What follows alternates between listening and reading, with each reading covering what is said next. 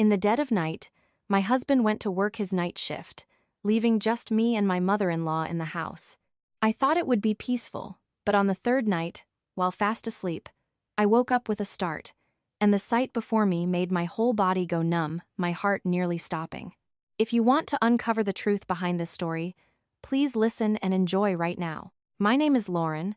I'm 27 years old, and I've been married for nearly a year. My husband, Tyler, works as an assembly line worker at an automotive parts plant about 10 miles from our home. The work is grueling, and his shifts are erratic.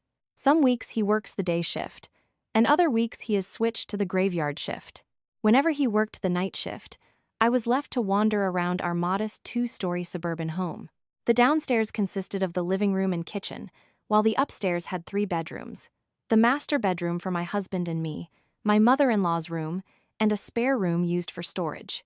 My mother-in-law, Martha, is a woman in her late 50s, with a thin but agile frame. Martha was widowed when Tyler was just 10 years old, and since then, she had raised him all on her own. Perhaps because of those years of hardship and sacrifice, she was both strict and difficult to please, always wanting to micromanage everything in the house. To be fair, she wasn't exactly cruel, but her habit of scrutinizing and picking apart every word and gesture often left me feeling suffocated. I knew she loved her son dearly, and because of that, I tried my hardest to be patient and avoid any conflicts. When Tyler worked the night shift, my mother-in-law often told me to come sleep in her room so I wouldn't feel so lonely. At first, I was hesitant, thinking that as a daughter-in-law, I should maintain some boundaries and stay in my own room. But she insisted multiple times, saying that a young woman alone in a room could easily get scared. Besides, she added, she was getting older, and if anything unexpected happened, we could help each other. Hearing that, I didn't have the heart to refuse. The first night, I went over to her room. The room smelled faintly of mothballs mixed with the sharp scent of Vicks Vapor Rub. The old wooden bed frame creaked every time someone shifted. Lying next to her, I could feel her steady breathing and hear her faint tossing and turning. That night was uneventful. There was only the sound of a neighbor's dog barking down the street and the chirping of crickets outside. I thought to myself that I had probably been overthinking things. Sleeping in the same room as my mother-in-law wasn't a big deal at all. The second night, my sleep was fitful. Around midnight, I noticed her get up and tiptoe out of bed. The bedroom door creaked open. I cracked an eye open and watched her thin silhouette step out into the hallway. I was about to ask her if she was okay, but then stopped, assuming she was just going to the bathroom or getting a glass of water.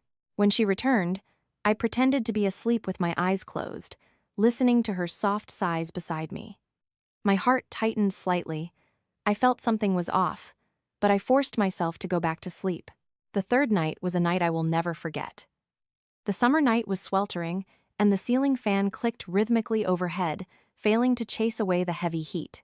I tossed and turned, unable to sleep, my mind wandering to worries about bills and groceries, to the exhausted look in Tyler's eyes every time he came home from the plant, and then to my mother-in-law's strictness, which constantly kept me on edge. I tried to close my eyes, but my body refused to relax. Around 2 a.m., I suddenly heard a faint noise. Opening my eyes in the dim darkness, I saw that my mother-in-law had sat up. She didn't turn on the lamp. The only illumination was the pale amber glow of the street lamp filtering through the window. She was kneeling on the floor, her hands fumbling with a small vintage cedar chest she had pulled from under the bed.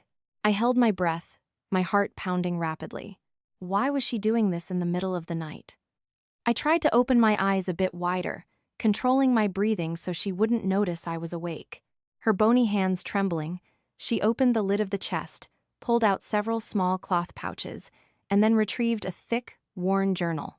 The dim light wasn't enough for me to read the writing, but I saw her turning the pages, her eyes focused, her mouth whispering incomprehensible phrases. I shuddered. Not only that, but she also took out a small glass flask containing a murky, amber liquid. She unscrewed the cap, brought it to her nose, took a deep breath, and muttered something as if she were praying. At that moment, my entire body went stiff, and sweat poured out of me despite the spinning fan. I wanted to sit up and ask her directly, but my limbs were paralyzed, and my voice was caught in my throat. In that moment, I was stunned. For years, I had thought of her merely as a strict, old-fashioned woman. But the image of my mother-in-law in the dark, muttering strange words next to a secret chest, made her feel entirely foreign, even terrifying. I wondered if this was just an odd habit, a private grief ritual, or something much more sinister. When she carefully packed everything back into the chest, slid it back under the bed, and quietly lay back down, I continued to pretend to be asleep, but my heart was racing. My eyes were wide open in the dark, and only one question echoed in my mind. What is my mother-in-law hiding? That night, I stayed awake almost until dawn, just praying for morning to come, but every minute dragged on like an eternity. The thick darkness enveloped the room, and every tiny sound made me jump. I felt trapped between two fears. One, the fear of her catching me, and two, the fear of discovering the truth hidden behind her actions. The next morning, my mother-in-law woke up early as usual, calmly making coffee and frying bacon as if nothing had happened. She called out to me in her usual stern voice, "Lauren, come help me chop these vegetables." Her face showed no signs of fatigue. Her eyes were sharp and decisive. I was in shock, unsure of how to face her. All morning, I just sat there in a daze, the images from last night haunting my mind. Was I seeing things? Did I imagine it because of my insomnia?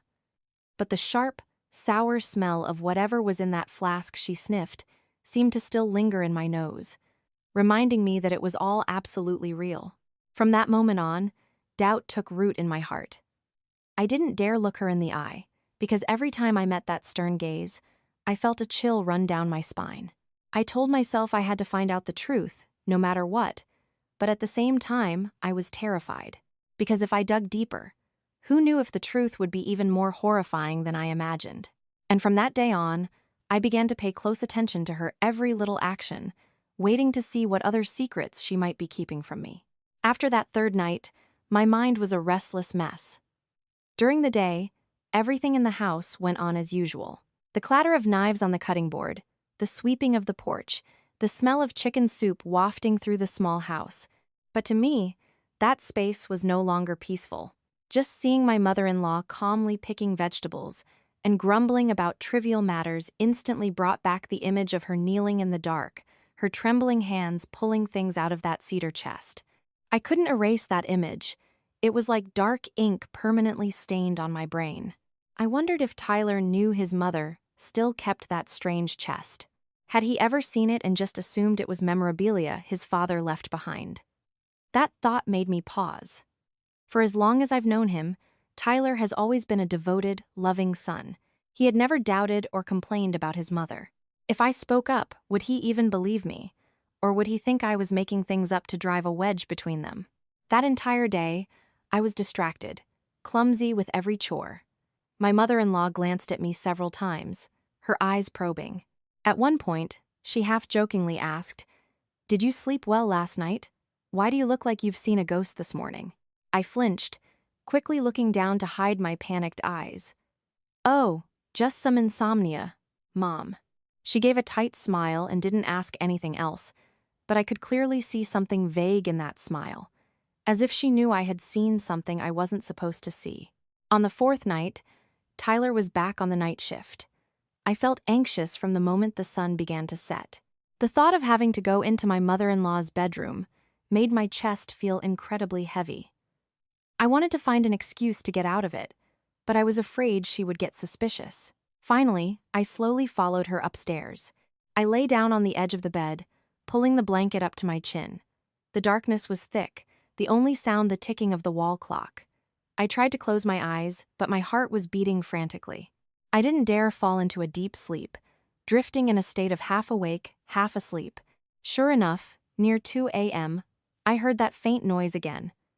I opened my eyes a sliver, this time more carefully, keeping my breathing steady. She pulled the cedar chest out again. It was the same routine, but this time, she didn't just mumble. I clearly heard her choking back sobs, occasionally letting out broken sentences. "Arthur, I kept my promise, but why is there still no peace?" That sentence made my blood run cold. Arthur. She was talking to my father-in-law, who had been dead for over 15 years. She opened the journal, then took out a few yellowed, faded photographs from a cloth pouch. I could clearly see one photo of a tall man with a stern face, undoubtedly my father-in-law. She placed the photo on the floor, clasped her hands, and muttered as if praying. Then she took out that flask of murky liquid again, took a deep breath, and let a few drops spill onto the hardwood floor. A sharp, pungent smell of stale, cheap whiskey and something metallic hit my nose, so strong it burned my throat. Unable to control myself, I shifted slightly. She whipped her head around, and my heart dropped to my stomach. In the darkness, her eyes glared sharply, seemingly piercing through my disguise. I squeezed my eyes shut, desperately pretending to be fast asleep. For a long time, I could feel her breath drawing near, hot against my face. I had to use every ounce of willpower to keep my eyelids from fluttering. Then, she let out a soft sigh, returned to her spot, and packed everything back into the chest. At that moment, my entire body was freezing cold. I knew for sure she suspected me. Her sigh was nothing short of a warning that I should not meddle in her affairs. The next morning, when I went down to the kitchen, she was already sitting at the table. The look she gave me was uncharacteristically cold. Breakfast that day was so suffocating, I could barely swallow my food. She didn't say much, just occasionally looked at me as if waiting for me to confess something. Tyler was oblivious, happily eating and telling stories about the guys at the plant, completely unbothered. A massive wave of panic rose within me. I knew I couldn't keep going like this. If this dragged on, I would inevitably slip up and reveal that I had seen everything. But I didn't dare tell my husband, and I definitely didn't dare confront my mother-in-law directly. I was stuck on the boundary between silence and an explosion. Throughout that day, my thoughts raced. I recalled the times she had gotten angry for no reason, the times she instructed Tyler not to let me manage the household finances, and her harsh gaze tracking my every move. It all pieced together into a baffling puzzle. Was she hiding some earth-shattering secret, something no one in the house was allowed to know? That afternoon, I deliberately took longer cleaning the living room, waiting for an opportunity. When she went over to a neighbor's house, I snuck up to her room. My heart pounded erratically as I pulled at the space under the bed. The cedar chest was still there, heavy and cold. I placed my hands on the lid, ready to open it. But just then, the automatic garage door began to rumble open. Panicking, I shoved the chest back, threw the bedskirt over it, and bolted downstairs to the kitchen to pretend I was washing dishes. A moment later, she walked in, her face unreadable. I was trembling, sweat soaking the back of my shirt, terrified she had caught me. That evening, as Tyler was getting ready for his shift, I almost blurted out everything. But looking at his exhausted eyes, I stopped myself. I didn't want to add to his stress. I just held his hand a little longer than usual, as if clinging to some fragile sense of safety. He smiled gently. "Be a good girl for Mom. Don't argue with her. I'm heading out. See you in the morning." His smile only made me feel more isolated. Night fell, and once again I had to go to my mother-in-law's room. The feeling of fear suffocated me the moment I crossed the threshold. I lay on the very edge of the bed, trying to keep my distance, but my mind was made up. If she pulled out that chest again tonight, I could no longer remain silent. I needed to know the truth. The moon outside the window cast pale streaks of light across the floor. The clock ticked like a countdown, and then, around 2 a.m., exactly as I had predicted, she sat bolt upright. I held my breath, my eyes narrowed to a slit. She quietly pulled the wooden chest out, her hands shaking. This time, it wasn't just the flask and the journal. She pulled out an object that made my blood freeze, a rusty hunting knife, its blade mottled with dark, blackish-brown stains. She held it in her hand, her trembling fingers tracing the rusted edge, her eyes filled with a mixture of burning resentment and deep sorrow. Then she whispered, "Arthur, when will this finally be over?" I bit my lip so hard it bled, my heart pounding like it was going to burst. My whole body shook. I realized this secret was far deeper than I had imagined. It wasn't just a bizarre habit. It wasn't just old memorabilia. Behind that chest was a dark history she had never revealed. And I knew I was officially dragged into a vortex, with no way out.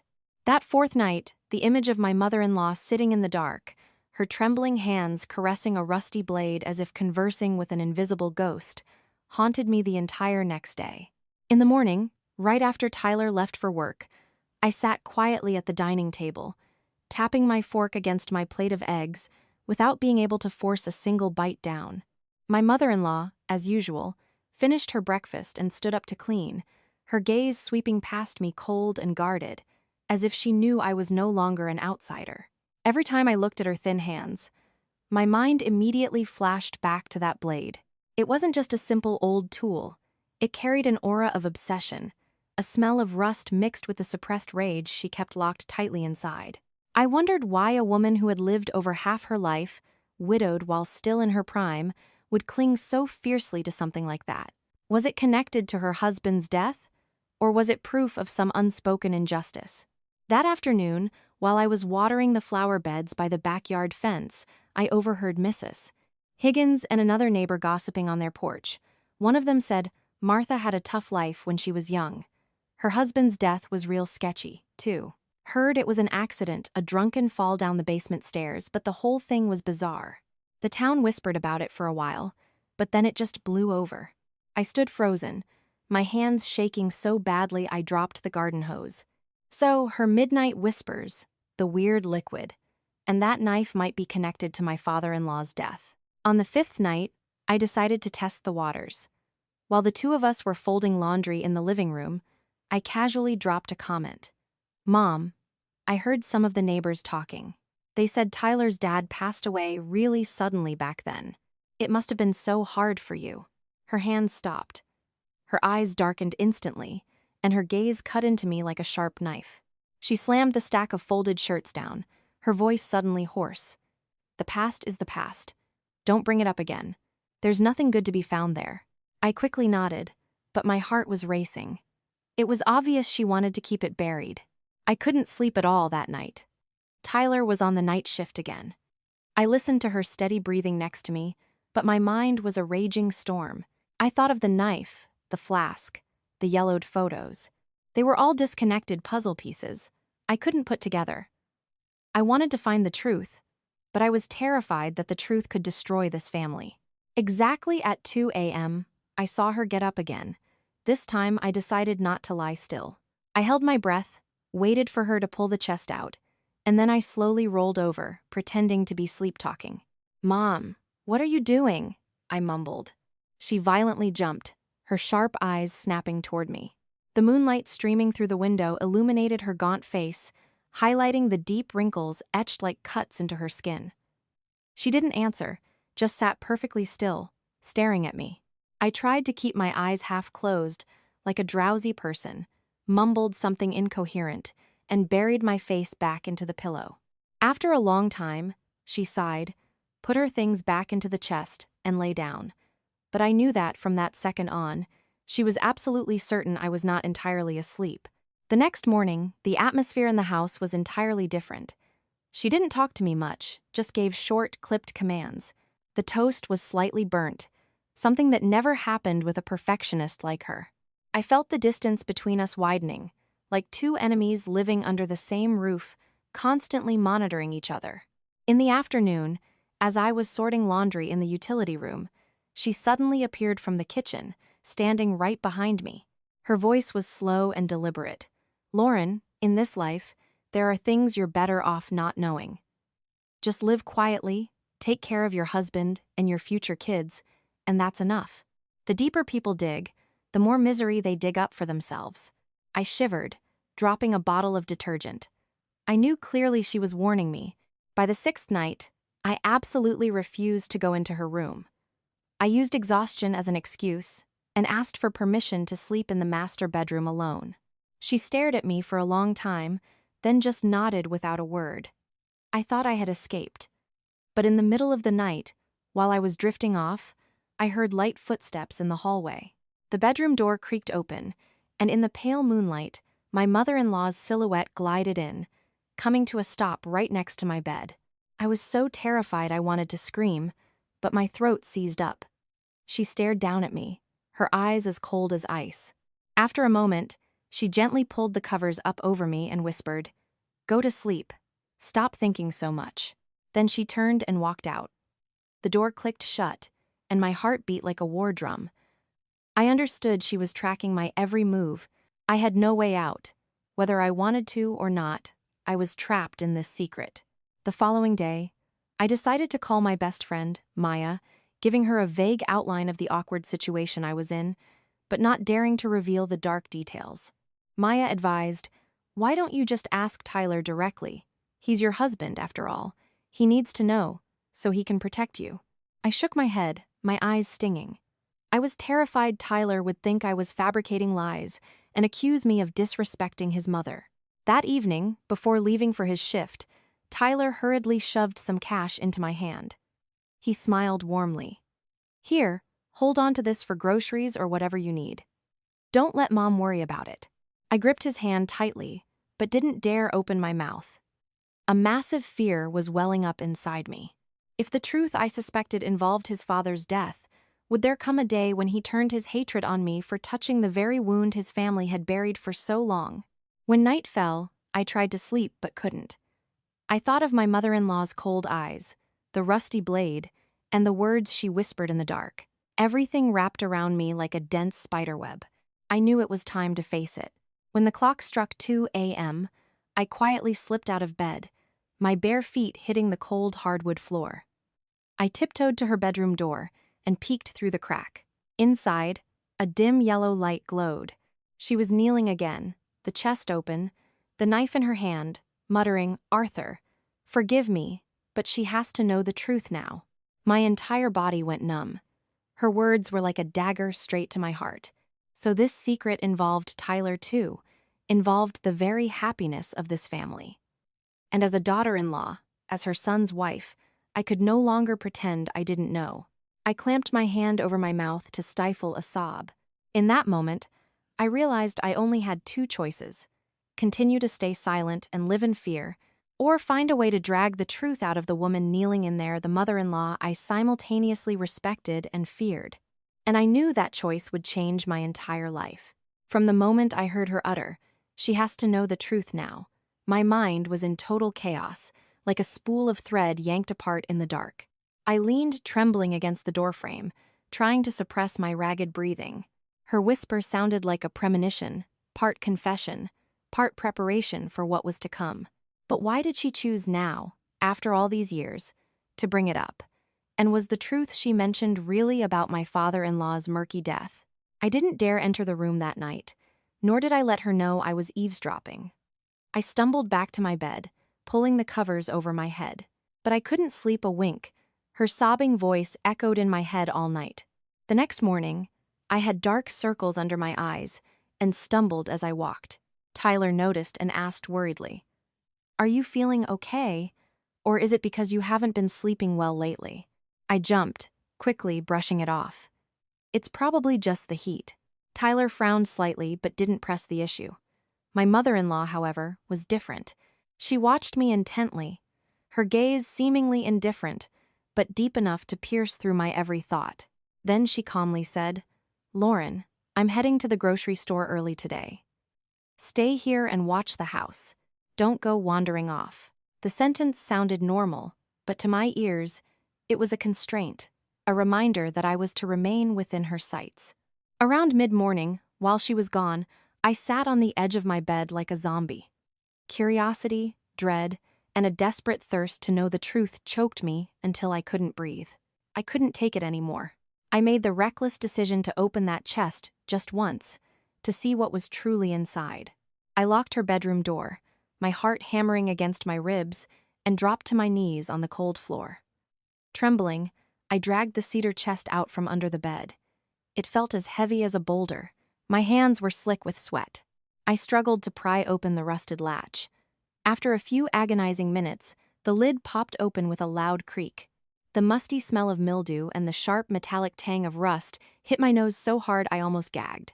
Inside, alongside the flask of murky liquid, the thick journal, and the rusty hunting knife, was a tightly bound cloth bundle.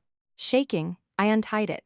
My entire body froze when I saw what was inside: an old, faded men's flannel shirt, the shoulders and chest heavily stained with large, dark, brownish-red patches.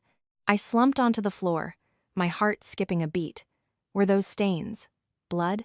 In a state of pure panic, I reached for the thick journal and flipped it open. My mother-in-law's neat handwriting filled the pages, though many sections were smeared, clearly stained by tears. I skimmed the first few pages, my chest tightening with every word. He's gone, and I had no other choice. They called it an accident, but only I know the truth. I keep this knife to hold on to a piece of him, a reminder so I never forget. But all these years, every single night, is an agony. I was shaking uncontrollably, tears spilling from my eyes. So my father-in-law's death wasn't an accident. There was a truth she had kept imprisoned for over a decade, never telling a soul. That knife, that blood-soaked flannel shirt, they were the evidence of a tragedy. Just then, the sound of the garage door rumbling open echoed through the house. Panicking, I shoved everything back into the chest, kicked it beneath the bed, and threw the bedskirt back in place. Before I could even wipe the sweat from my brow, she walked into the house. Her eyes swept the room and locked onto my still trembling lips. "What were you doing in my room?" she asked, her voice slow. I swallowed hard, trying to keep my composure. I was just fixing the blankets. It looked a bit dusty. She stared at me for a few more seconds, her eyes icy, then turned and walked away without another word. That afternoon, I sat heavily in the kitchen, the words from the journal still buzzing in my ears. I didn't dare tell Tyler, but the urge to know the complete truth grew stronger by the minute. When night fell and the house went completely silent, I sat on my bed, feeling like I was sitting on hot coals. I knew that if I kept silent, I would lose my mind. Around midnight, I heard footsteps, not her usual light steps, but slow, heavy ones, carrying the weight of a massive burden. I peeked out into the hallway and looked down the stairs. My mother-in-law was sitting alone in the living room, a memorial candle flickering on the mantelpiece in front of her.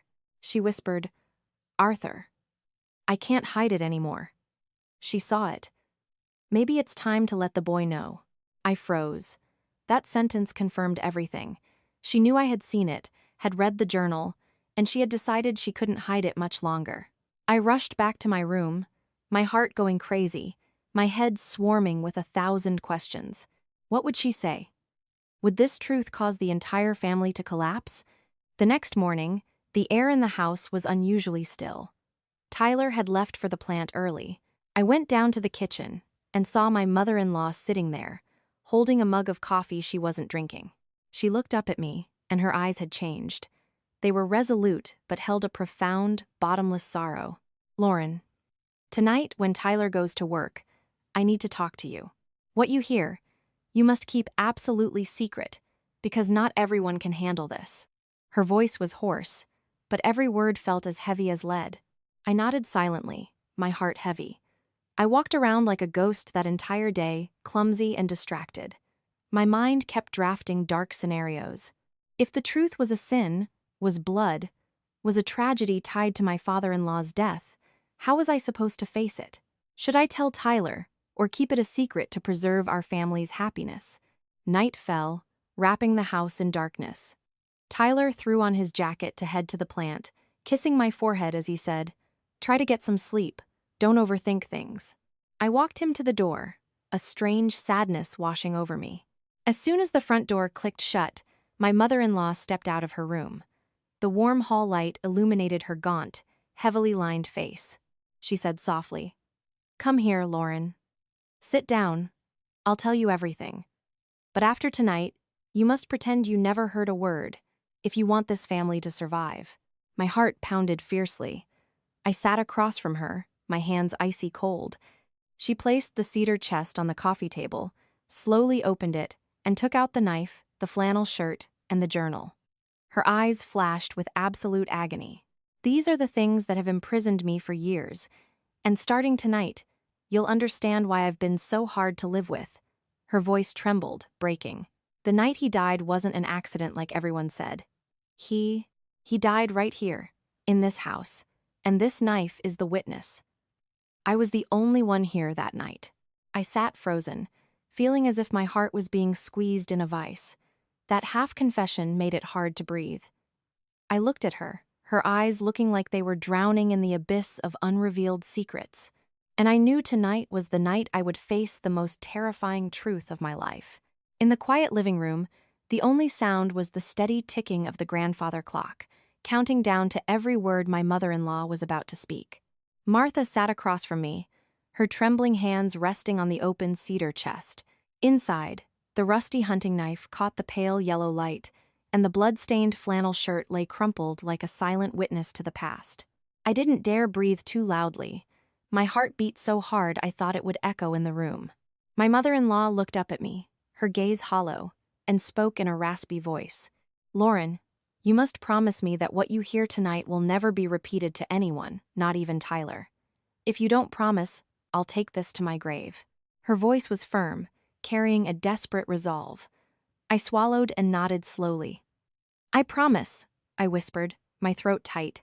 She gently stroked the flannel shirt, her eyes blurring with tears. It was a rainy night. He came home late, reeking of cheap whiskey. He always had a vicious temper, and with the alcohol in him, he didn't need a reason to snap. Ever since he lost his job, he was drowning in liquor, screaming, hitting me. I tried to endure it because Tyler was so young, but that night, things spiraled completely out of control. Her voice choked up, her thin fingers gripping the edge of the shirt. He burst in, screaming at me, knocking over the chairs. I was holding Tyler, he was only 10. I was shaking, begging him to stop, but he just got more violent. He ripped Tyler out of my arms, yelling that the boy wasn't worthy of being his son. I panicked. I just held on to Tyler and yelled back. That made him snap. He grabbed this hunting knife and lunged at us. In the chaos, we struggled, and then the knife plunged straight into his chest. The blood poured out, soaking this shirt. Tears streamed down my face. My throat felt like it was blocked with concrete. I couldn't believe what I was hearing. The strict mother-in-law, who I thought only cared about nitpicking, had been carrying the weight of a horrifying secret for over a decade. She continued, her voice trembling violently. He collapsed right in front of me and Tyler. I was frozen. I couldn't believe what just happened. Tyler was screaming, and I just sat there shivering, holding his body. I didn't sleep a wink that night, just prayed to God it was all a nightmare. I sat in stunned silence, picturing the bloody scene playing out right here in this house, the very place Tyler and I lived our daily lives. The cramped space, the smell of blood, the cries of a child, and the desperate terror of a weak woman. Martha dabbed her tears with a tissue, her voice heavy. The next morning, the neighbors heard the commotion and came over. I had already scrubbed everything clean, hid the shirt and the knife in the chest. They just saw him lying at the bottom of the basement stairs and quickly concluded it was a drunken fall. I stayed silent and didn't correct them. And that was the end of the story for the town. But inside me, it never ended. I covered my face, my heart aching. So all those nights muttering by the chest, the flask of his whiskey, the crying in the dark, they were all trauma from the past. She kept the chest as a way to punish herself, unable to let go, but unable to confess. I looked at her, tears streaming down my face. "Mom, how did you survive all these years carrying this secret?" She gave a weak, dark smile. "Living with guilt, Lauren, is like having someone slowly choke you every single day. I was strict with you, hard on Tyler, not because I hated you, but because I was terrified history would repeat itself. I was terrified my son would inherit his father's temper, terrified our family would fall into tragedy again. I became harsh to mask my fear and to keep everything under control. I wept silently. I finally understood why she always wanted to meddle, why she didn't trust me with the household finances, why she was always scowling. It was all a fortress she had built to hide her underlying terror." Martha continued, her voice dropping. "Now you know. But remember, Tyler cannot find out. He has lived his entire life believing his father died in a tragic accident. If this truth comes out, he will hate me. He'll hate his whole life. I don't want him carrying this burden too." I sat there, my heart torn. On one hand, I felt immense pity for my mother-in-law's suffering, for the dark life she had forced herself to endure. But on the other hand, I was terrified. A secret like this, if discovered, Could this family ever find peace? And me, the daughter-in-law who accidentally stumbled into this vortex, could I bear the weight of it? That night, I went back to my room, curled up under the blankets, and stared at the ceiling until dawn. I remembered every stern look she had given me, every harsh word that had once made me resentful. Now, all of it turned into pity. I no longer saw a difficult mother-in-law, but a weak, lonely woman who had spent over a decade bracing herself in the dark. Yet, deep down, a new fear was growing. Would this secret stay buried forever, or would it be dug up one day? If Tyler found out, how would he react? And would I have the strength to stand in the middle and protect this fragile peace? The next morning, Martha woke up early as always, quietly sweeping the porch and making breakfast. Watching her frail figure in the early morning mist, my eyes stung. But when I turned and saw Tyler flashing a bright smile as he left for the plant, my heart sank. He was completely oblivious, unaware that right under his own roof, a horrific secret was waiting to explode. I began to feel isolated. I was no longer an outsider. I had fully stepped into the dark zone of this family, becoming an unwilling accomplice. And I knew the coming nights would be long, because the truth that had just been revealed was merely the beginning of conflicts I couldn't even fathom yet. From the night my mother-in-law confessed the truth, my heart felt as heavy as a stone. In the days that followed, the atmosphere in the house turned bizarre. On the surface, it was a peaceful home with familiar rhythms. The clatter of pots in the kitchen, the birds singing in the morning, Tyler casually telling stories about his coworkers. But deep down, I knew an invisible boundary was separating us all. I looked at my mother-in-law and saw she had changed. She scrutinized me less, nagged less about trivial things, but in her eyes, there was a constant, suppressed sorrow. It was as if she had unloaded a fraction of her burden that night, but simultaneously forced me to carry it with her. I started living in a state of inner turmoil. Every time I looked at Tyler, my stomach churned. He was so innocent, believing his family, despite its hardships, was clean and pure. He didn't know that right beneath this roof, the darkest of secrets was buried. Sometimes, I wanted to tell him just to share the burden. But then I remembered the desperate look in my mother-in-law's eyes, her trembling voice. If you tell him, Tyler will hate me to death. That thought choked me. One afternoon, while I was cooking dinner, Tyler suddenly asked, "Why are you zoning out so much lately? Is something bothering you?" I jumped, quickly forcing a smile. "I'm just a little tired, that's all." He stared at me intensely, as if wanting to press further, but then shook his head and let it go. I turned away, my chest tightening. I was terrified that sooner or later, he would realize his wife was hiding something. That night, I lay next to my mother-in-law. The room was dead silent, save for the crickets outside the window. I clearly heard her faint sigh. In the darkness, she whispered, "Lauren, thank you for listening to me and not running away." I bit my lip, tears welling up. I wasn't strong. I just couldn't leave because of Tyler, because of our marriage. But the obsession clung to me, never letting me go for a second. The next day, something unexpected happened. While cleaning the attic, Tyler found an old handkerchief containing a few yellowed photographs. He laughed, "Hey, look at these pictures of Dad when he was young. Why are these tossed up here like this?" My heart stopped. I immediately remembered the photos in my mother-in-law's chest. I tried to deflect, but couldn't escape her gaze. She walked over, snatched the photos from his hand, and hissed, "There's nothing to look at. Stop rummaging through old junk." Tyler's eyes widened. "I just stumbled across them. Why are you so tense, Mom?" The air in the room grew heavy. I looked over and saw her hands shaking. That night, as Tyler headed to work, she pulled me aside, her voice laced with tension. "Lauren, you have to be more careful. One slip up and everything could come crashing down." I choked back tears, unable to reply. A new wave of dread was igniting inside me. Tyler wouldn't let this go easily.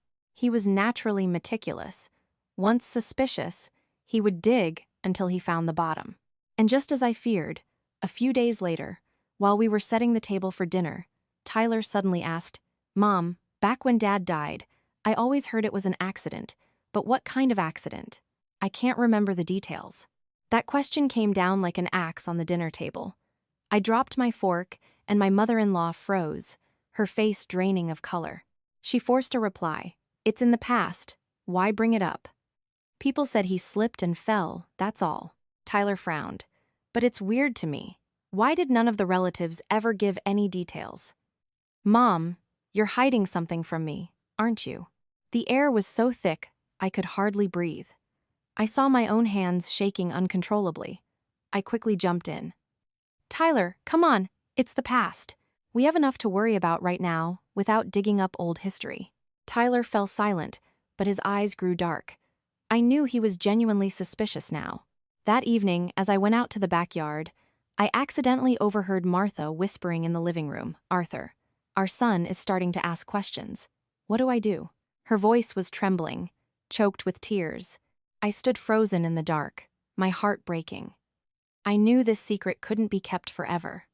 Once Tyler was suspicious, he wouldn't let it go. The next night, I couldn't sleep. I tossed and turned, then decided to step out into the hallway for some air.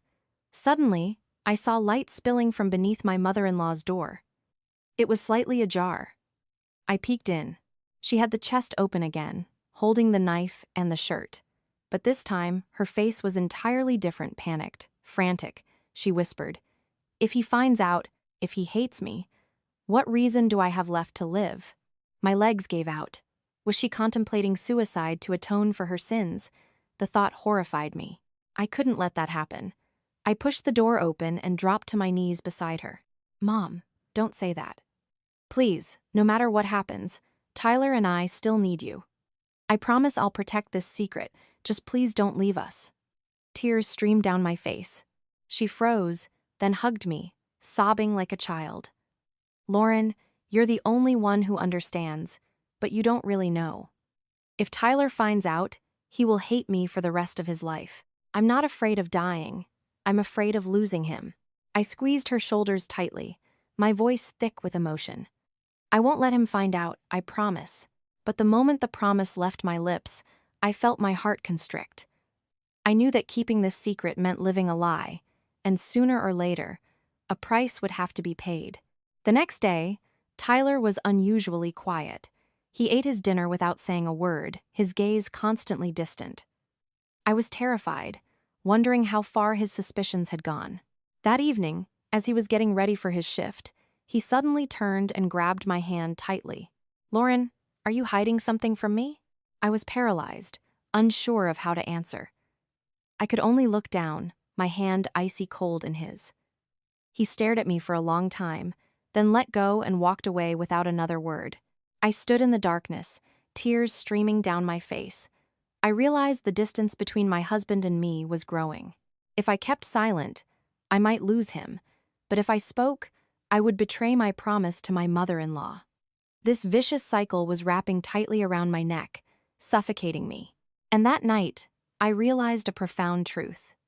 The harder you try to hide a secret, the more likely it will be exposed in the most brutal way possible. From the night Tyler gripped my hand and asked if I was hiding something, my heart felt like a block of ice shattering into pieces. I knew he had started to see through the cracks in my eyes, in my stuttering words. The harder I tried to keep the secret, the more awkward I became, exposing my own irregularities. Every time Tyler looked at me intently, my heart practically stopped, terrified he would read everything in my eyes.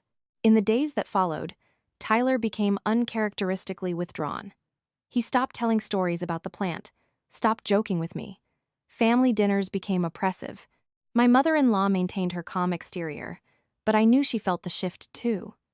Her eyes would briefly flash with anxiety before she looked away, as if waiting for the storm to hit. One evening, while I was folding laundry, Tyler suddenly said, "Lauren, do you believe in intuition?" Sometimes I feel like there's something wrong in this house. Every time I ask Mom, she deflects. You avoid the topic too. I'm not stupid. I can feel it.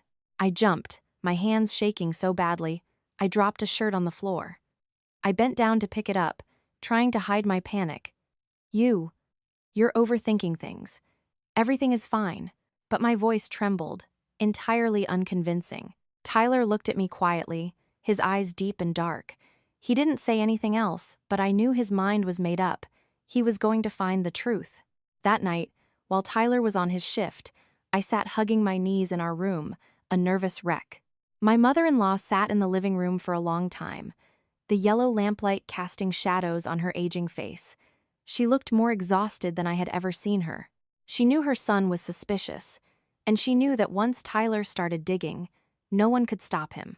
I walked out, intending to say something comforting, but she just shook her head.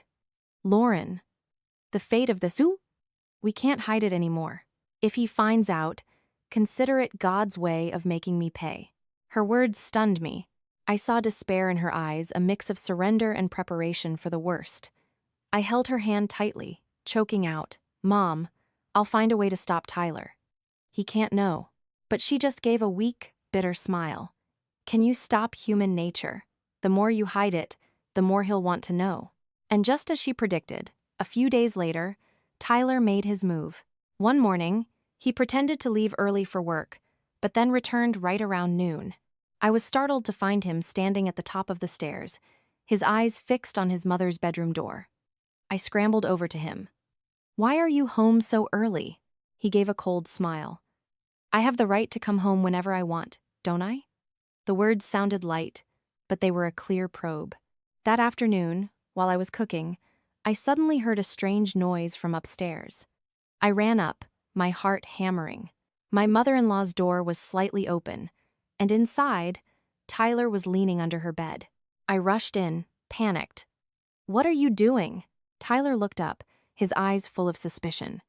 "I found a chest under here. Why is it hidden like this?" I trembled, standing to block his way. "No, it's just old junk. Nothing important." But Tyler pushed my arm aside, his voice sharp. "Stop lying to me, Lauren. You know exactly what's inside, don't you?" My throat constricted. I couldn't utter a single word. At that exact moment, the bedroom door flew open. Martha stood there, her face ashen. She yelled, her voice shaking, "Tyler, don't touch that. That chest is none of your business." Tyler froze, the suspicion in his eyes morphing into pain. "Mom, what exactly are you hiding from me? Have I been living a lie my entire life?" The tension in the room was so thick I couldn't breathe. I saw Tyler's hands shaking, while my mother-in-law's face was streamed with tears. She shook her head, walking slowly over to clutch the cedar chest as if clinging to her own life. "Son, please, don't ask anymore. The truth will only bring you pain." But Tyler wouldn't back down. He ground his teeth together. "If you don't tell me, I'll find out myself. I can't keep living while being kept in the dark. I have a right to know how my father died." That sentence exploded like a bomb in the room. I saw Martha's face lose all color, her eyes bloodshot. She slumped to the floor, hugging the chest, sobbing. "Don't, Tyler. If you know, you'll never look at me as your mother again." "I don't want to lose you." Tyler stood there in shock. He turned to me, his voice agonizing. "Lauren, you knew, didn't you? You've been keeping it from me too." I stood paralyzed, tears pouring down my face. I couldn't lie anymore, but I couldn't betray my promise to my mother-in-law either. My silence only made Tyler more desperate. He stormed out of the room, slamming the door behind him. I chased after him, calling out until my voice was hoarse. "Tyler, let me explain." But he didn't look back, leaving only the sound of his heavy footsteps echoing down the stairs. That night, the house was submerged in a deathly silence. I sat with my face in my hands, my stomach in knots. My mother-in-law sat motionless by the cedar chest, her eyes vacant. I knew the real storm had arrived, and I knew that from this moment on, the secret no longer belonged just to her or to me. It had cracked open and was about to be exposed in a way none of us wanted. From the moment Tyler looked at me with those suspicious eyes and stormed off in a rage, the house fell into a suffocating tension. I felt like I was walking a tightrope, every step shaky, terrified of falling. My mother-in-law went completely silent, no nagging, no talking, just long, drawn-out sighs. But that silence made me even more anxious. It wasn't peace. It was the calm before a catastrophic storm. Tyler was a different person from that day on. He rarely spoke and barely smiled. He ate his dinners in silence, his eyes unfocused, his mind clearly somewhere else. Sometimes I caught him staring at his mother for a long time, his gaze a mix of agony and deep suspicion. He was no longer my carefree husband. He looked like a man standing on the edge of a cliff, just waiting to find the truth so he could jump. One weekend morning, while I was hanging laundry out back, I heard Tyler starting his truck in the driveway. I called out, "Where are you going? You have the day off today." "I have some business," he replied curtly. "Don't wait up for dinner." His voice was cold, his eyes avoiding mine. I knew he had begun his own journey to find the truth. Gnawing anxiety kept me pacing all day. I kept anxiously looking out toward the driveway. My mother-in-law remained silent, but I knew she sensed what was happening. She quietly started a fire in the living room fireplace, her eyes infinitely sad, not asking me a single question. That attitude made me even more tense. Late that afternoon, Tyler returned, his face grim. I rushed to ask, "Where did you go?" He just looked at me, then turned away without answering. That night, he lay with his back to me, so silent that I felt the space between us had become an insurmountable wall. I gently touched his arm, but he flinched away. My heart clenched in pain. The next day, I vaguely heard him on the phone with someone, his voice low but decisive. "Do you still remember what happened that night at our house?" "I need to meet up to ask you some questions." I froze. He had tracked down the old neighbors, the people who were around on that fateful night. Over the next few days, Tyler frequently went out, sometimes using the excuse of meeting friends, other times saying he had errands. I knew they were all lies. Every time he came back, his eyes were heavier. Occasionally, I caught him looking at me, his lips trembling as if he wanted to ask something, but then he would just stay silent. I was so tormented I lost sleep, just lying there staring at the ceiling, tears silently falling. One evening, after Tyler left for his night shift, Martha pulled me aside, her voice shaking. "Lauren, you have to prepare yourself. He's digging into it. One of these days, the truth is going to be out in the open." "Mom, I don't know if I have the strength to hear my son call me a murderer." I gripped her hands tightly, tears welling up. "Mom, I'll find a way to stop him, but if it comes to it, let me be the one to explain. I'll tell him it was an accident, that it wasn't your fault." She gave a bitter, choking laugh. Who would believe it was just a random accident when there's a knife and a bloody shirt hidden away for over 10 years? "No. Once the truth is out, I only have two paths. Go to prison or disappear. I'm just terrified of losing my son." Her words haunted me all night. I clearly saw the absolute despair in her eyes. She wasn't afraid of dying. She was only afraid of her only child turning his back on her. I lay awake, a new determination rising within me. At any cost, I had to keep this family together. But life wouldn't give me the chance. Just a few days later, the disaster struck. That evening, Tyler didn't go to work. He sat in the living room, staring coldly at his mother. I sat next to him, my heart hammering. After a long silence, he spoke. "Mom, I met with Mr. Higgins, our old neighbor. He said that the night Dad died, he heard screaming in the house, and then he saw you crying over Dad's body. He said you completely changed after that day. Tell me the truth, Mom. Dad's death wasn't an accident, was it?" My mother-in-law turned pale, her hands trembling. She looked down, staying perfectly silent.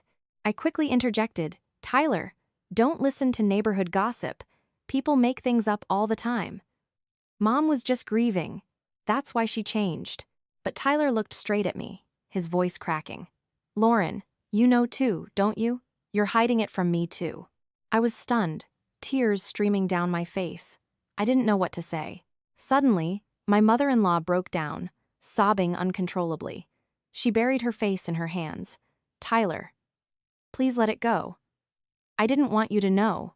Tyler froze, his face contorting in pure agony. "So it's true, Mom? Did you kill my father?" The tension in the room shattered. I threw my arms around Tyler. "No, don't think that. It was an accident. Just an accident." But he shoved my arms away, his eyes bloodshot. "You're lying. You knew everything, and you still hid it from me. You're an accomplice to her." I collapsed to the floor, sobbing. Martha was wailing too, trembling as she begged him, Tyler, listen to me. I didn't mean to do it that night. He was drunk. He lunged at us. I just wanted to protect you. The knife just slipped. I never wanted that to happen. Tyler stood dead still, his whole body shaking. He backed away, leaning against the wall, his eyes staring blankly. I felt my heart being ripped to shreds. I understood that in that exact moment, the image of the mother he loved had completely collapsed. Tyler didn't sleep that night. He sat in the living room, staring off into space. I sat quietly beside him, while Martha retreated to her room, crying softly. The house sank into a deathly silence. I knew that from this moment on, our family was standing at the edge of the abyss. The secret was no longer a secret. It had been brutally exposed, dragging the 3 people in this house into a vortex with no escape. And I clearly felt that this was only the beginning of an even greater destruction waiting ahead. That night, after the truth was laid bare, our familiar home suddenly became an alien place, so heavy it crushed every breath. I sat numbly next to Tyler, while he remained dead silent, his eyes empty, like a man trapped in a nightmare he couldn't wake from. My mother-in-law had shut her door, but I could hear her muffled, rhythmic sobs. All 3 of us in this house were trapped in our own private agonies, none of us possessing the strength to speak. Tyler sat completely still for hours, his hands clenched so tightly his knuckles were white. Occasionally, he let out a bitter, distorted laugh, a laugh that hurt more than tears. So, for over 10 years, he had lived a lie. His mother, the person he respected most, was the one who caused his father's death. And me, the woman he trusted most, knew the truth and still hid it. Who could he trust now? That realization sliced into my heart like a blade. I reached out to grab his hand, but he batted it away, his eyes so icy I recoiled in shock.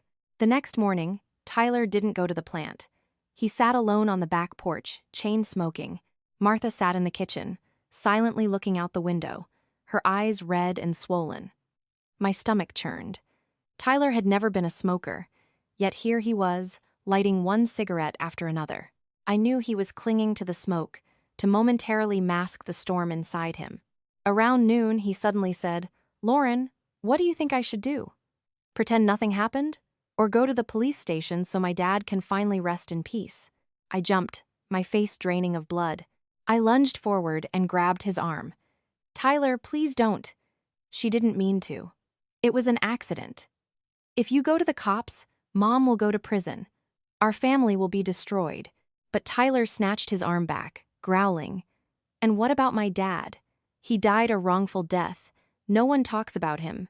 No one got him justice. How am I supposed to live knowing this?" I burst into tears, hugging him and begging, "Tyler, I understand your pain, but think about your mom. Think about us. If you let this out, we lose everything. Please, just let the past stay buried." Tyler remained silent, but his eyes were blazing. I knew my words were like trying to stitch up a massive, gaping wound.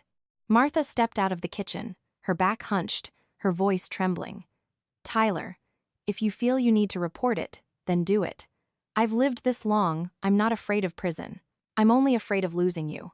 But if that's the only way you can find peace, I accept it." With that, she turned and walked slowly back to her room, looking like she had aged 10 years in a single day. Tyler stared after her in shock, then grabbed his head, groaning softly. "Why is this happening? Why did our family turn out like this?" I sat beside him, my heart completely shattered. In the days that followed, Tyler lived like a zombie. He barely ate or slept. His face was gaunt, with dark circles under his eyes. Sometimes, in the middle of the night, he would shoot up in bed, panting, and yell, "Dad, I'm so sorry I didn't know sooner that." I would startle awake and hold him, trying to soothe him like a child, but he would just push me away, as if trying to run from everything. Martha deteriorated even faster. She rarely went outside and stopped talking to the neighbors altogether. She would quietly light candles by the mantelpiece, crying endlessly. I felt like I was being hacked to pieces. I was caught in the middle. On one side, a husband slowly losing his mind, and on the other, a mother-in-law drowning in the trauma of her guilt. One evening, when Tyler came home from a shift, he sat down across from me, his voice thick. I can't take this anymore. Lauren, I have to get justice for my dad. I think I'm going to turn her in. No matter what happened, I can't live in this lie anymore. I panicked and threw my arms around him. Tyler, I'm begging you. Think about this. If you do this, Mom will die in there. She's suffered her entire life. Do you really want her to suffer the humiliation of prison? Tyler pushed my arms away, his tone heavy. You always take her side. What about my dad? Have you ever thought about the injustice he suffered? Choking on my sobs, I just hugged him tighter, but I could clearly feel him slipping away from my grasp. That night, I couldn't sleep. I quietly walked over to my mother-in-law's room. She was sitting alone, staring blankly at the rusty hunting knife in the open chest. I dropped to my knees beside her, shaking. Mom, what do we do? Tyler can't handle it anymore. He might go to the police station at any moment. She smiled weakly, tears streaming down her face. If that is my fate, I accept it. Don't try to hold him back anymore. You just focus on living a good life with him. Take my place in caring for him, and that will be enough. I burst into tears, hugging her tightly. No, I can't let you go to prison. I'll find a way. I'd rather take the blame myself. Tell them I was the one who accidentally did it than let you suffer. Please don't give up. She gripped my hands, trembling. Lauren, are you out of your mind? Why would you sacrifice yourself for me? I have enough sins. Why would I drag you into this? Because I can't watch this family break apart, I sobbed. I love Tyler. I want to keep him. I want to save this home. If I have to choose, I'll take the fall for you. She hugged me tightly, crying bitterly. You foolish girl. The next day, Tyler abruptly called off work. He was gone all day, only coming back late at night, looking more exhausted than ever. When I asked him, he just gave a short reply. I went to find out more. I need the truth, not your comforting lies. I was paralyzed, knowing his mind was made up. That night, just as I was drifting off, Tyler shook me awake. His voice was incredibly hoarse. Lauren, do you know exactly how my dad died? Tell me the truth. I've had enough. I shook violently, my heart hammering. I looked at him and saw his bloodshot eyes, a look of utter despair and agony. I opened my mouth, but my throat locked up. I couldn't make a sound. My tears flowed freely, serving as my only answer. Tyler sprang out of bed, screaming. So it's true. You knew. You're an accomplice. You all hid it from me. He punched the drywall so hard his knuckles bled, but he didn't even flinch. I was terrified, grabbing him, crying and begging, Tyler, please don't hurt yourself.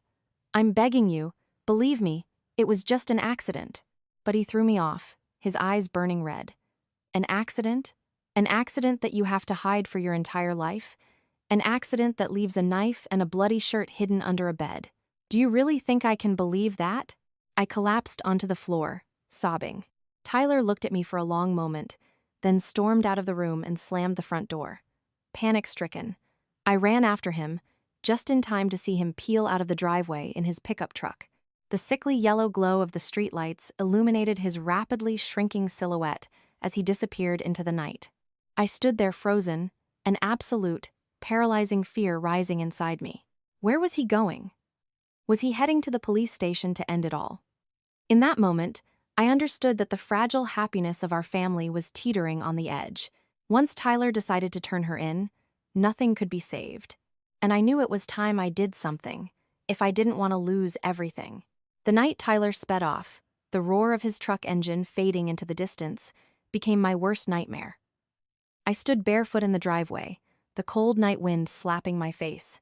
My ears were ringing, only catching the faint echo of his engine disappearing into the dark. My whole body shook, my heart beat erratically, and my legs threatened to give out. I knew right then that Tyler was seeking an escape, and that escape could mean ending everything by putting his own mother behind bars. I ran back inside and collapsed in front of my mother-in-law. She sat completely motionless, her eyes as empty as someone half dead. Choking on my sobs, I managed to say, "Mom," Tyler left. "I'm so scared. I'm terrified he's going to the cops." She gently closed her eyes, two streams of tears tracking down her face. "If that is God's will, I accept it. I don't have the strength to run anymore. I threw my arms around her, wailing. No. If you give up, this family loses everything. I can't let that happen. No matter what, I have to bring Tyler back. I didn't sleep a wink that night. I sat blankly by the front window, praying to hear the sound of his truck pulling back in. But by dawn, as the sun began to rise, there was still no sign of him. My heart felt like it was being squeezed in a vice, my fear growing by the minute. I rushed over to Maya's house, the only best friend I could trust. Through broken sobs, without revealing the dark details, I told her my family was hiding a massive secret and my husband had bolted in the middle of the night. Maya held my hands tightly, trying to comfort me. Calm down, Lauren, he'll come back. Any man would be shocked, but you need to brace yourself, because he might not be the same calm guy he was before. Late that afternoon, Tyler returned. His frame looked skeletal, his eyes were bloodshot, his face hollow. He didn't say a word, just walked straight into our bedroom and locked the door. I followed him, trembling, and knocked softly. Tyler, please let me in. No answer. I pushed the door open, it hadn't latched properly, and saw him sitting on the edge of the bed. He was holding a half-smoked cigarette, staring blankly at the ceiling. On the nightstand was a piece of scratch paper with a few scribbled lines. If that's the truth, she has to pay. I can't live with this lie anymore. Horrified, I lunged for the paper and tore it to shreds through my tears. Tyler, you can't do this. I'm begging you. Tyler grabbed my wrists, his eyes burning. Lauren, you don't understand. I saw my dad in my dreams. He called me a coward. I can't let him fade away into some unjust history. I burst into tears, hugging him fiercely. Tyler, please think about your mom. Think about me. It was an accident. Nobody wanted it to happen. If you make her pay, you'll lose her. You'll lose me. You'll lose everything. Can you survive that? Tyler shook violently, clutching his head. After a long time, he tore himself out of my arms and walked toward the door, muttering, I have to go see Uncle Chuck, Dad's old drinking buddy. Maybe he knows the truth. I frantically tried to hold him back. Tyler, no. Please, don't dig any deeper. But he shoved my hands away, his eyes resolute. That evening, Tyler actually went to see Uncle Chuck. I paced the house, my insides burning with anxiety. Around midnight, he came back, his face deathly pale. He slumped onto the couch, his eyes vacant. I asked worriedly, Tyler, what did Uncle Chuck say? Tyler let out a bitter laugh, his voice cracking. He said that night, yes, there was a huge fight. Dad was drunk, tearing the place apart. The neighbors heard it, but nobody dared to intervene. Then the next morning, he was just dead. Chuck was suspicious too, but nobody said anything. Lauren, it wasn't just you and Mom. The whole damn neighborhood knew something was wrong, and I was the only idiot who believed he died in an accident. He screamed through his tears. I've lived like a blind idiot my whole life. I hugged him tightly, but he pushed me away, his eyes full of resentment. I can't forgive her. And I can't forgive you. Why did you lie to me? I dropped to my knees, sobbing. Because I wanted to save our family, because I was terrified of losing you. Tyler, believe me, if you go to the cops, you'll lose everything. Tyler turned his face away, his shoulders shaking. After a moment, he said hoarsely, I don't know how much longer I can take this. If I'm still living in this house tomorrow, it's because you managed to keep me here. But if I leave, don't bother looking for me. I cried until I passed out that night. Martha quietly came into my room, placed a hand on my shoulder, and wept. Lauren, this is all my fault. If he leaves, I'll go turn myself in to give him peace. You don't need to try and hold on to him anymore. I sobbed, hugging her. No. If you do that, we're destroyed. I can't let that happen. The next day, Tyler didn't go to work. He stayed home in silence, packing a duffel bag. I panicked and grabbed his arm. Where are you going? He answered bluntly, to find myself. I'm suffocating here. I cried, clinging to him, begging, don't leave me, Tyler. Don't leave your mom. I need you. If you leave, I won't survive. But Tyler shook his head, peeled my fingers off him, his eyes filled with agony. I love you, Lauren. But love can't save me when my heart is nothing but open wounds. He turned and walked out the door. I chased after him, screaming, Tyler, if you leave, I'll die. My voice echoed through the silent house. Martha collapsed onto the couch, covering her face and sobbing loudly. Tyler's silhouette disappeared down the street. I dropped to the floor, my heart tearing apart. In that moment, I understood that our family had reached the absolute edge of the abyss. Just one more step, and everything would collapse. After Tyler left, the house plunged into a terrifying void. Gone were his familiar footsteps. Gone was his voice calling out, Lauren, grab my jacket for me. And gone was his booming laugh when he told stories about the plant. Instead, there was an extended silence, broken only by the wind rattling the windowpanes and the heavy sighs of my mother-in-law. I sat hugging my knees in our bedroom, my eyes dry from crying too much, my heart feeling like an open wound that flared with agony at every beat. For several days, Tyler didn't come back. I called him, but his phone was off. I texted him, but got no reply. I drove everywhere looking for him, from his close friends' houses to the diner he usually grabbed coffee at, but everyone shook their heads. No one had seen him. With every dead end, my despair deepened. I began to imagine the worst-case scenarios. Had he gone to the police station? Or was he so broken, he had just driven away forever? My mother-in-law wasted away. She looked skeletal, her eyes completely lifeless. Some days, I saw her sit for hours by the mantelpiece, whispering pleas to her dead husband's urn. Arthur, please forgive me. Don't let our son hate me anymore. Looking at her, I felt both pity and resentment. If it weren't for that fateful night, if she hadn't hoarded this secret for years, our family wouldn't be in this hell. But then I'd blame myself for thinking that, knowing she was just a miserable woman backed into a corner who broke under the pressure. One afternoon, I got a frantic call from Maya. Lauren, I just saw Tyler at that dive bar out by the county line. He's drinking heavy, he looks terrible. You need to get here now before something bad happens.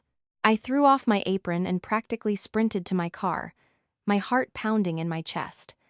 When I arrived, the sight before me made me stop breathing. Tyler was slumped over a sticky high-top table, empty beer bottles, and a shot glass scattered around him. His eyes were bloodshot, his face gaunt, his beard unkempt.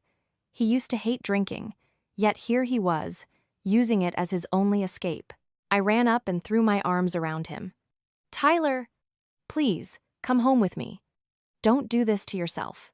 He looked up at me with exhausted eyes, his voice thick. Home? Go home and look at the woman who killed my father, just living her life? I can't do it. I sobbed, gripping his hands tightly. She didn't mean to. It was an accident. If you throw your life away, this family loses everything, and I lose you too. Do you want that? He gave a bitter laugh. Lauren, you pity her. But me? I pity my dad. Those two feelings are ripping me in half. The bartender walked over and quietly said, Ma'am, you should take him home. It's not safe for him to keep drinking like this here. I supported his weight and led him out to my car, every step heavy. On the drive back, he rested his head on my shoulder, muttering, I'm so tired, Lauren. I don't know which side to choose. My tears soaked my shirt as I held him tight, just praying I could keep him safe in my arms. When we got home, Martha saw Tyler and burst into tears. She rushed forward, wanting to hug him, but he stepped back, his eyes freezing over. Don't touch me, Mom. I don't have the courage to call you that right now. She froze, her shoulders shaking, then slumped into an armchair, digging her fingernails into her palms until they almost bled. I held on to Tyler, feeling absolute agony. That night, while Tyler slept off the alcohol in a deep stupor, I sat by the bed holding his hand. I silently promised myself that no matter what, I had to find a way to pull him back, to not let him lose his faith entirely. But I knew words weren't enough. He needed something definitive, a truth that could somehow soothe the gaping wound in his chest. The next morning, Tyler woke up with bloodshot eyes.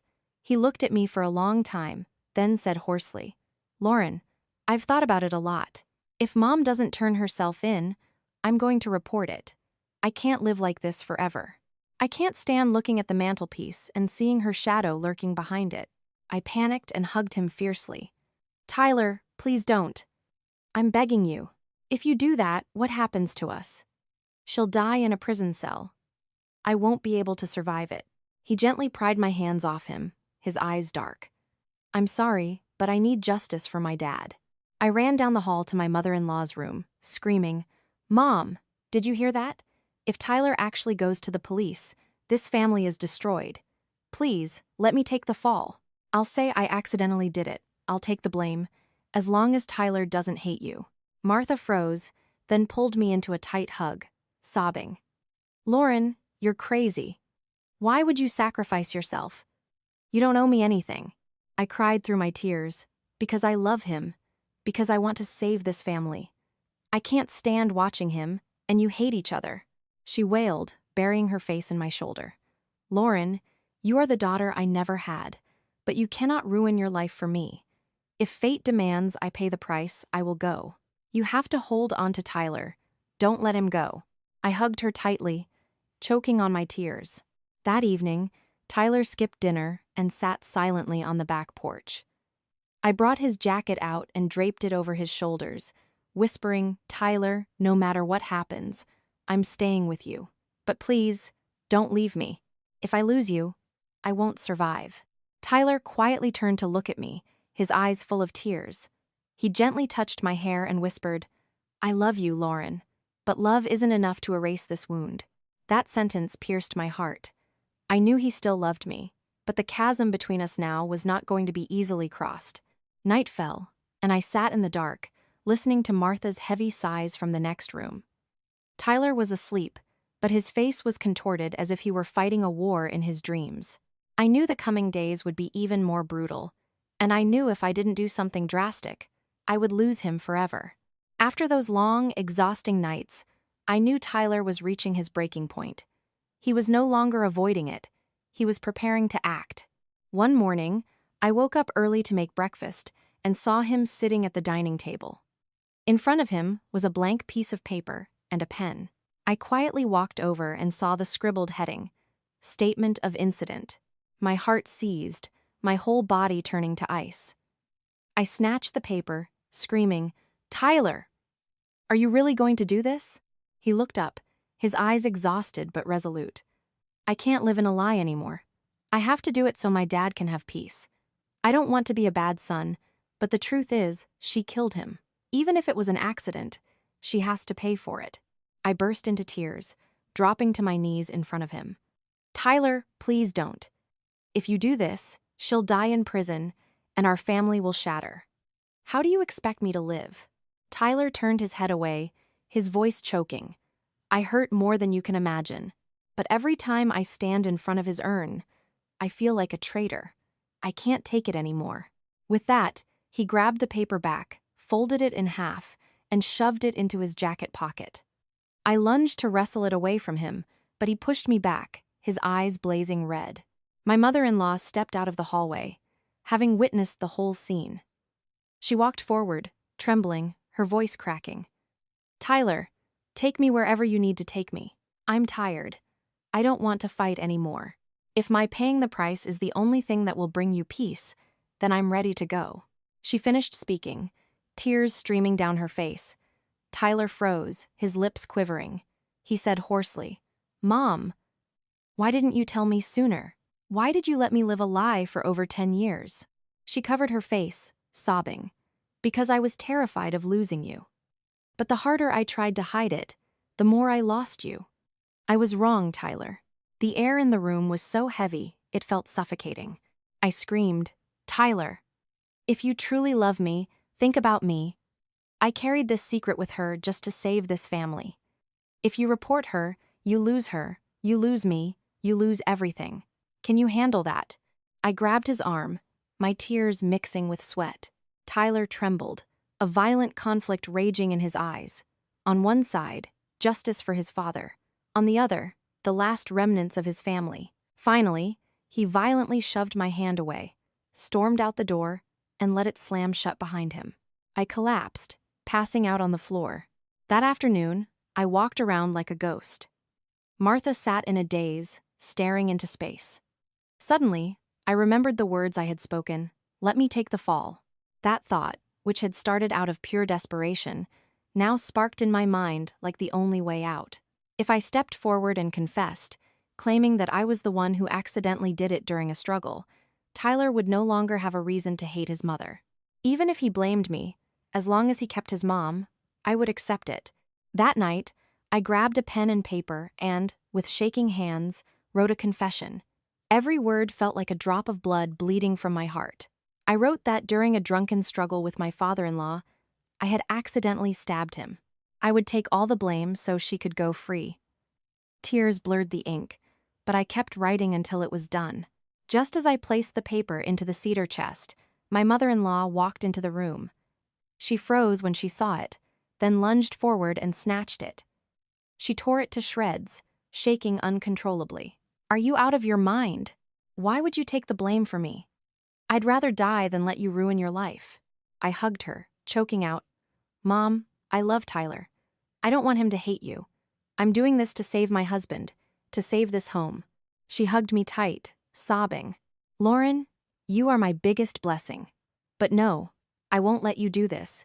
If Tyler wants to report it, I will go. You are young, you have your whole life ahead of you. You need to have children.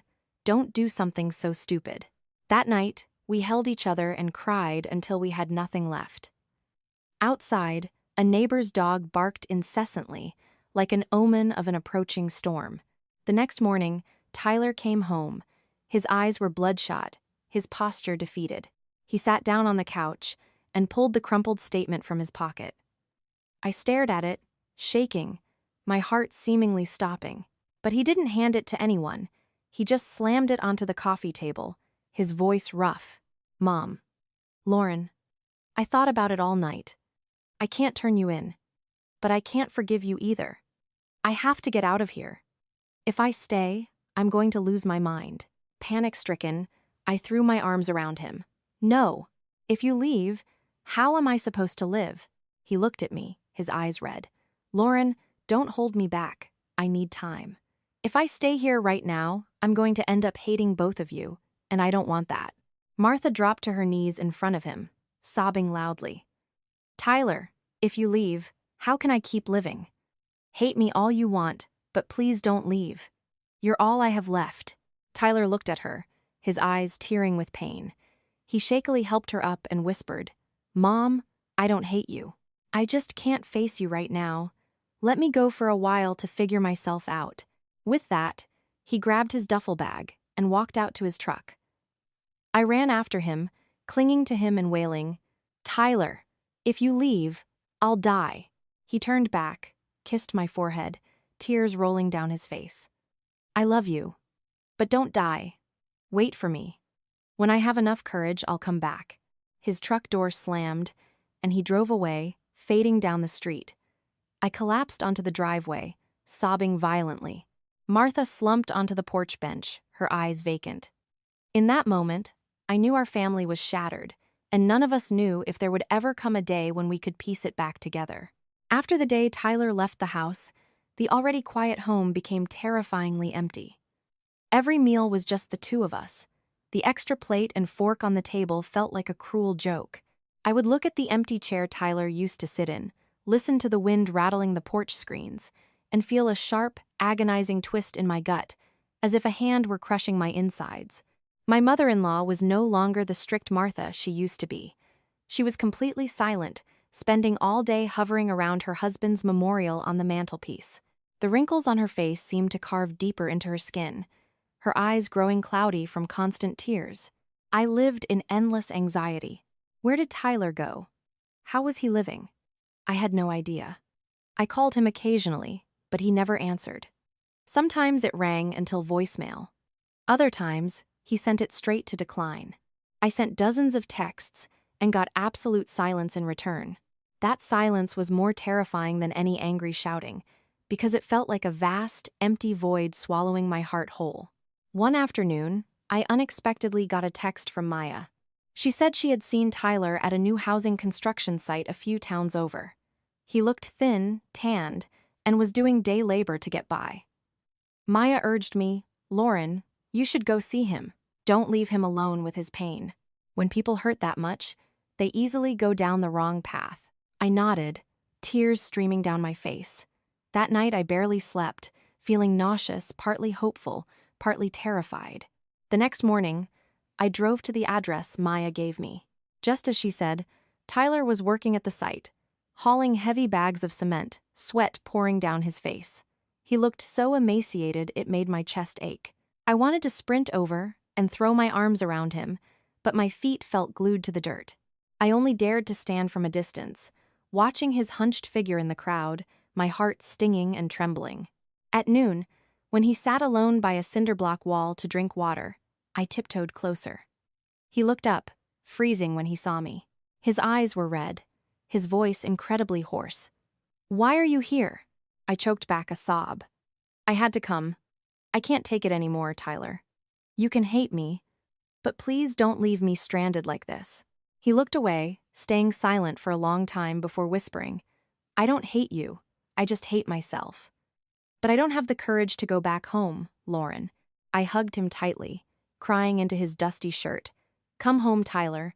No matter what happened, it's still our home. Mom is waiting for you. I'm waiting for you. Please don't leave that house empty forever." Tyler trembled, but he gently pulled my arms away, his gaze distant. "I need time. Whenever I'm there, every time I see Mom, I think of Dad. I can't handle it.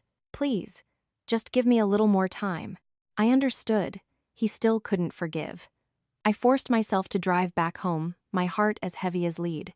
When Martha saw me return alone, a flash of deep disappointment crossed her eyes, and she turned away in silence. That night, she whispered in the dark, "Lauren, if you can get him to come back, I could die happy. But if he doesn't come back, then I guess this is the price I have to pay." The days dragged on, turning life into a relentless string of agonizing waiting. I continued to go to work and quietly visited the construction site, bringing him home-cooked meals. Sometimes he accepted them. Other times, he coldly turned away. But just knowing he was alive was enough comfort for me. One day, when I went to drop off food, I overheard some of his coworkers talking. "That guy Tyler. He screams in his sleep at night, yells for his dad. Sometimes, he just sits there, staring at the wall for an hour. We're worried he's gonna snap one day and do something crazy." I listened, completely paralyzed. A wave of absolute terror washed over me. I had to do something before it was too late. That evening, I decided to confront him directly. I drove to the cheap, cramped motel where he was staying. When I opened the door and walked in, he was sitting on the edge of the bed, his eyes hollow. In front of him was a half-empty bottle of cheap whiskey. I rushed forward, grabbed the bottle, and hurled it against the wall. "Tyler, how long are you going to destroy yourself? Do you want me and Mom to die of grief before you're satisfied?" He looked at me, his eyes bloodshot, and screamed, "I don't want to. But I don't know how to escape it. Every time I close my eyes, I see him falling, I see the blood. I hear her crying, I hear your lies. I want to forget. But the more I drink, the more I remember." I threw my arms around him, sobbing uncontrollably. "Tyler, I'm begging you. Stop torturing yourself. It was an accident. Mom has suffered her whole life, and now you're making her live in agony again. Your dad wouldn't want you destroying yourself like this either." Tyler broke down, crying like a child, clinging to me. "Lauren, I'm so tired. I don't want to hate her, but I can't forgive her. I'm stuck at a crossroads, and I don't know which way to go." I stroked his hair, whispering, "Then let time give you the answer. Just stop running away, come home, give me and Mom a chance to take care of you. At the very least, you won't have to be alone in this darkness." He sat in silence, his tears soaking through my shirt. Finally, he gave a slow, slight nod. The next day, I drove him home. When the front door opened, Martha rushed forward and threw her arms around him, wailing, "Tyler, you came back. I thought I'd lost you forever." Tyler stood stiffly, then finally broke down crying too, though he still avoided looking directly into her eyes. I felt my heart ache, but at the same time, an immense sense of relief washed over me.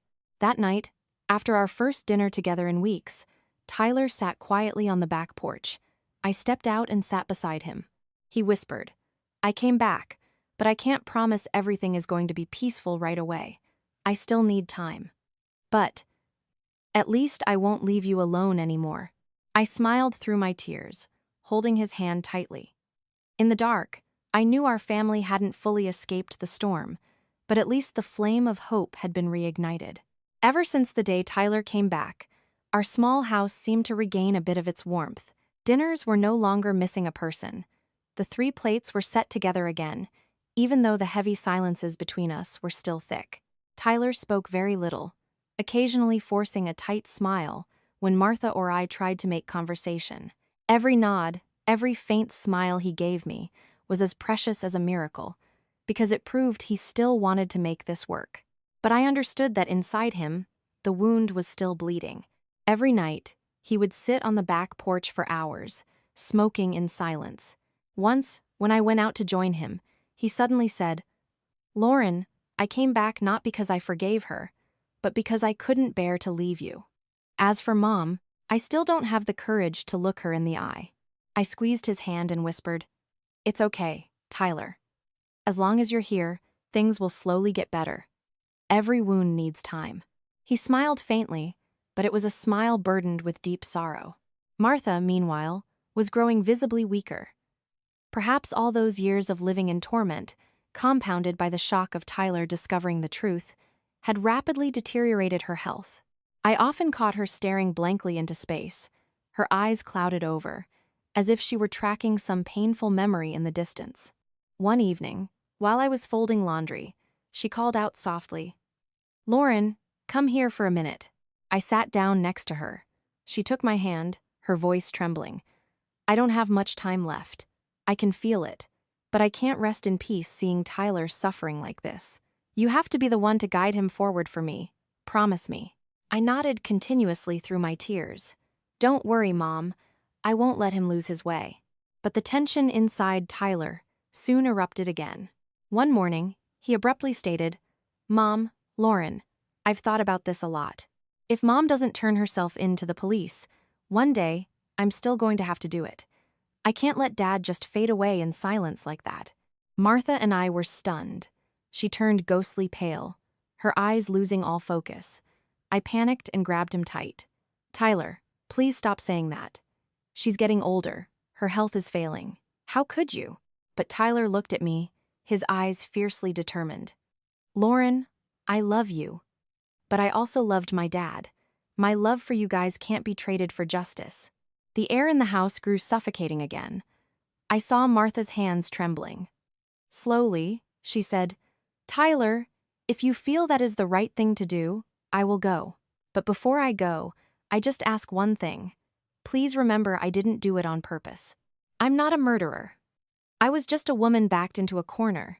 You can turn me in, but please, don't hate me." Tyler stood perfectly still, his jaw clenched tight. He stormed out of the house, leaving me and my mother-in-law frozen in tears. In the days that followed, Tyler buried himself in his work at the plant, but I could see he was engaged in a brutal internal war. There were times he held me and cried like a child. "Lauren, I'm so exhausted. Half of me wants to forgive, so we can have peace. The other half wants to report it for Dad. I feel like I'm being torn in two." I stroked his hair, choking back my emotions. "You don't have to choose right now. Time will show you what's most important. Just look at me. Look at Mom. We are still here. We are still alive, and we still need each other." But life wouldn't let things settle peacefully. One afternoon, coming back from the grocery store, I saw 2 police officers standing by our front porch. They said they were following up on an anonymous tip regarding the death of my father-in-law years ago. I froze, my hands shaking so badly I dropped the groceries on the driveway. Martha stepped out onto the porch, her face ash-white, her knees buckling as if she were about to collapse. Tyler walked out from inside the house, his face completely drained of color, his eyes flashing a mix of panic and agonizing pain.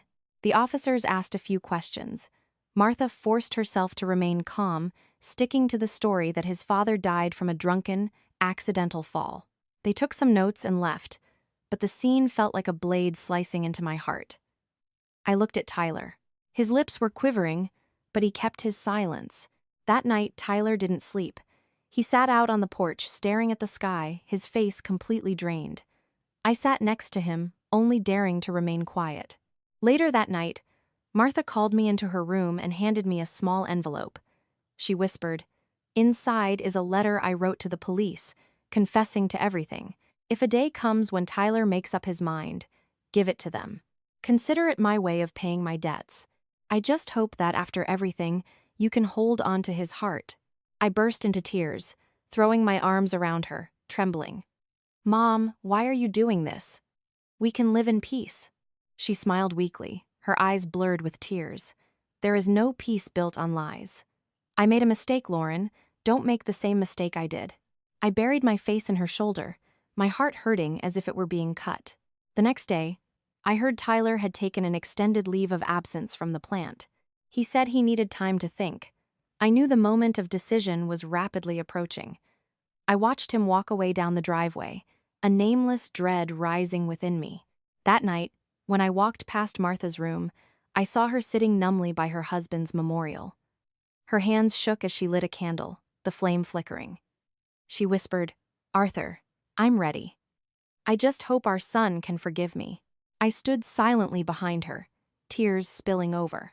I knew the end game was very near, and I also knew I had to prepare myself for the final choice: either maintain the secret to keep the family from shattering, or let the truth be fully exposed and let everyone face the consequences on their own.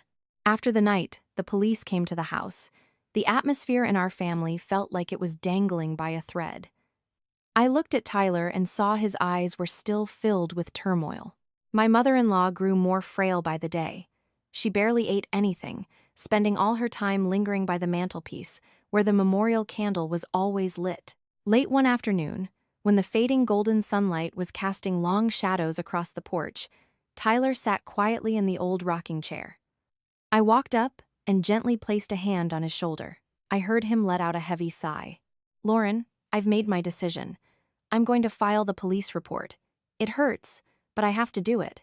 Dad deserves the clear truth." I froze, my heart plunging into an abyss. But before I could say a word, Martha stepped out from the hallway, holding the confession letter she had prepared. She placed the envelope on the small patio table, her voice trembling but resolute. "Tyler, you don't need to file a report. Here is my confession. If the police need it, I will give it to them. I'm not running anymore." She slid it toward him. Tyler, his hands shaking, picked it up and read every word as tears poured down his face. In the letter, she recounted the entire fateful night: the drunken rage, the argument, the struggle, the accidental plunge of the knife, and the terrifying fear that had haunted her for over a decade. Every sentence, every word sliced into Tyler's heart like a scalpel. He broke down crying, dropping to his knees in front of her. "Mom, why didn't you tell me sooner? Why did you have to suffer all alone for all these years?" Martha sobbed, pulling her son into a tight embrace. "Because I was terrified of losing you, but the harder I tried to hide it, the more I lost you. I was wrong, Tyler." In that moment, I stood watching, tears streaming down my face. All the tension, all the torment of the past decade had finally burst out into words. Between mother and son, that horrifying silence no longer existed. It was replaced by a tearful, honest confrontation. Tyler held the letter in his hands for a long time. Then he folded it, his voice shaking as he spoke. "Mom, Dad is gone. This truth can't change that. If I take this letter to the cops, you go to prison, and our family shatters into pieces. But if I keep it, Dad might never be cleared. It hurts so much, Mom." Martha squeezed her son's hands tightly, choking out her words. "Tyler, let me go. Let me take the punishment instead of letting you live in agony for the rest of your life." But Tyler shook his head, crying openly. "No. You've suffered enough. I can't let you leave us. Dad wouldn't want our family destroyed either." With that, Tyler tore the confession letter into pieces and let them flutter to the porch floor. I was stunned. Martha stood frozen in shock. Tyler looked up, his face covered in tears. "I'm not reporting it. You've paid the price for over 10 years with your own guilt. I don't want us to fall apart any further. But from now on, please, no more secrets. Let me carry this with you." Martha burst into loud, wrenching sobs, throwing her arms around Tyler's neck. "My son, thank you. I've waited for this moment my entire life."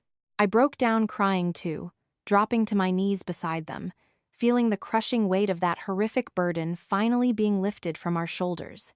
From that day forward, there was no more deflection in our house. Instead, we faced things together. Tyler began to change.